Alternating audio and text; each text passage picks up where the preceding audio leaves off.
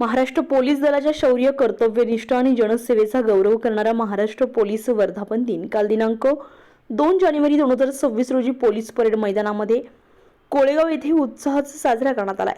या कार्यक्रमावेळी यतीश देशमुख, पोलीस अधीक्षक पालघर यांच्या नियंत्रणाखाली पोलीस परेड मैदान कोळगाव येथे पोलीस परेडचे आयोजन करण्यात आलेलं होतं. सदर कार्यक्रमाच्या वेळी यतीश देशमुख, पोलीस अधीक्षक पालघर यांच्यासह विनायक नरळे, अप्पर पोलीस अधीक्षक पालघर, श्री कुमार सुशांत, परिमंडळ सहाय्यक पोलीस अधीक्षक पालघर हे उपस्थित होते. यावेळी पोलीस परेडचे संचालन श्री समीर मेहर, उपविभागीय पोलीस अधिकारी, जव्हार विभाग यांनी केला. तर सेकंड कमांडर म्हणून पोलीस निरीक्षक संजय साबळे, पोलीस मुख्यालय पालघर यांनी संचालन केले.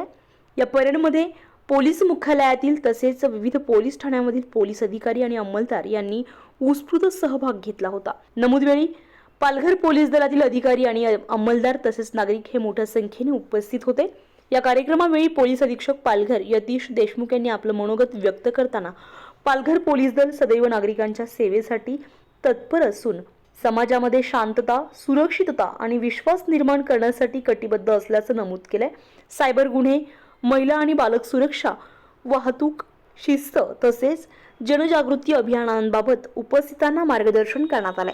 कायदा आणि सुव्यवस्था अबाधित ठेवण्यासाठी नागरिकांचं सहकार्य महत्त्वाचं असल्याचं यावेळी नमूद केलंय.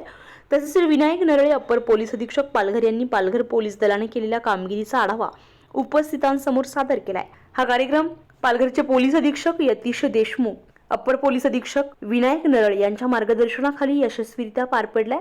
या कार्यक्रमाचे सूत्रसंचालन हे पोलीस उपनिरीक्षक समीर भोसले तसेच सायबर पोलीस ठाणे पालघर यांनी केले.